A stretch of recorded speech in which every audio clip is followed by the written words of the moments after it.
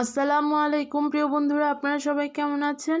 আলহামদুলিল্লাহ, আমি তো বেশ ভালো আছি। তো আজকে আমি আপনাদেরকে আমন্ত্রণ জানাচ্ছি আমার নতুন একটি ভিডিও দেখার জন্য। আর সেটা হচ্ছে আমি আজকে বাসায় রান্না করেছিলাম চিকেন ভুনা খিচুড়ি, আর সেটা আপনাদের সাথে শেয়ার করতেছি। ভালো লাগলে অবশ্যই আপনারা ট্রাই করবেন। তো প্রথমে আমার যা যা লাগবে আমি নিয়ে নিচ্ছি, চলুন দেখে নিন সবাই। প্রথমে নিচ্ছি লবণ, হলুদ, মরিচ গুঁড়ো, নিয়েছি গরম মশলা, ধনে জিরে গুঁড়ো, নিয়েছি এক বাটি পেঁয়াজ, নিয়েছি আদা রসুন নিয়েছি আমি 2 টিস্পুন পরিমাণ, নিয়েছি এলাচ, দারচিনি, লবঙ্গ, গোলমরিচ অল্প পরিমাণে নিয়েছি তেজপাতা। লাগবে আমার 2টো টমেটো কুচি করে নিয়েছি, আর হচ্ছে কিছু কাঁচামরিচ নিয়েছি। আমি এখানে গলা মাথা পা ফেলে শুধু চিকেনটা 1.5 কেজি পরিমাণ নিয়েছি। 1.5 কাপ চাল, আর মসুর ডাল নিয়েছি আধা কাপ, আর হচ্ছে মুগ ডাল নিয়েছি আধা কাপ।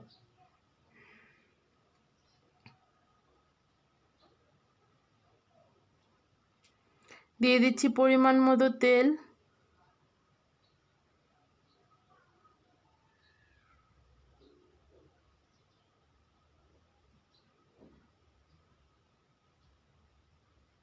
দিয়ে দিচ্ছি গরম মশলা, দিয়ে দিচ্ছি তেজপাতা, আর দিব পেঁয়াজ।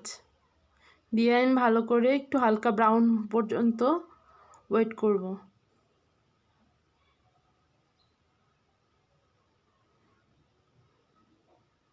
ব্রাউন হয়ে এসেছে, তাই আমি এখন দিচ্ছি রসুন বাটা, আদা বাটা,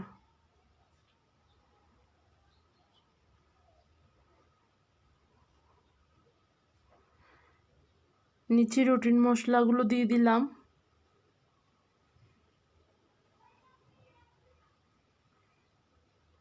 আর দিয়ে দিচ্ছি ধনে জিরা আর গরম মশলা গুঁড়ো। এখানে আমি দিচ্ছি একটা টমেটো কুচি। এখন মশলাটা কষে নিয়েছি ভালো করে। এখন দিয়ে দিচ্ছি চিকেনটা।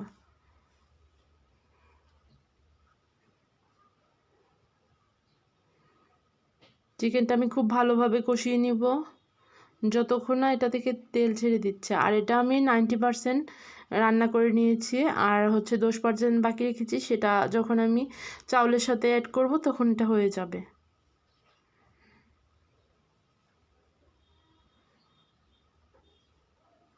তো আপনারা কমেন্টের মাধ্যমে জানাবেন কেমন হয়েছে, আমার ভুলগুলো আমাকে ধরিয়ে দিবেন। নেক্সট আমি এগুলো সংশোধন করে নেওয়ার চেষ্টা করব। তো এটা আমি খুব ভালো করেই কষিয়ে নিয়েছি।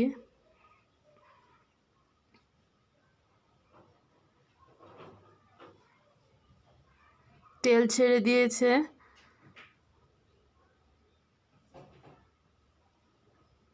আর এখানে আমি চাল ভাজার জন্য এক্সট্রা কোনো মশলা আর তেল ইউজ করব না, তাই আমি মশলার পরিমাণটা সেরকম বুঝে দিয়ে দিয়েছি।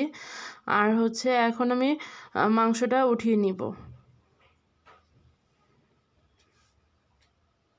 চিকেনের সবগুলো পিস উঠিয়ে নিব।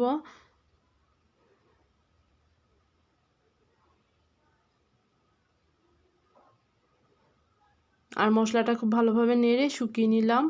আর সেটাতে আমি এখন চালগুলো ভালোভাবে ভেজে নিব। ভেজে আমি দিয়ে দিব পরিমাণ মতো পানি। এখানে হচ্ছে আমি যেহেতু 1.5 কাপ চাল নিয়েছি, আর হচ্ছে 1 কাপ ডাল দিয়েছি, তো সেই অনুযায়ী আমি পানিটা দিয়ে দিলাম এখানে। আর একটা লংয়ের সাহায্যে ঢাকনাটা করে দিলাম।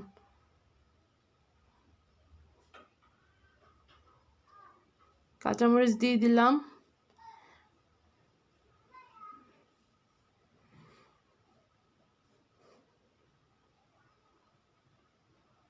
তো সবাই আমাকে প্লিজ কমেন্টের মাধ্যমে জানাবেন আমার ভিডিওগুলো কেমন হচ্ছে। প্লিজ আমার পাশে থাকবেন, আমার জন্য দোয়া করবেন, এবং আমি যেন আপনাদের জন্য ভালো ভালো ভিডিও নিয়ে আসতে পারি, রেসিপিগুলো ভালোভাবে দেখাতে পারি। আর আমার মনে হচ্ছিল যে খিচুড়িটাতে একটু লবণ লাগবে, তাই আমি এখানে একটু লবণ অ্যাড করে দিলাম। আর আপনারা চাইলে টেস্টিং সল্ট দিতে পারেন, বাট আমি টেস্টিং সল্টটা অ্যাভয়েড করে চলি, তাই আমি এখানে টেস্টিং সল্টটা ইউজ করলাম না। যত সম্ভব আমি চেষ্টা করি এগুলো না দেওয়ার জন্য, যখন লাগে তখনই দিই। তো আমি এগুলো একটু সার্ভ করে নিলাম। খিচুড়িটা কেমন হয়েছে একটু জানাবেন প্লিজ।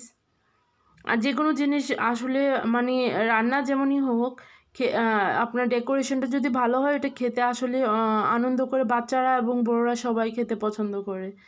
আর যাদের বাচ্চারা খাবার খেতে চায় না তাদেরকে একটু এরকমভাবে সাজিয়ে দিলে ওরা মানে খুব আকর্ষণীয় দেখা যায়, তাই ওরা খেতে পছন্দ করে। তো সবাই ভালো থাকবেন, সুস্থ থাকবেন।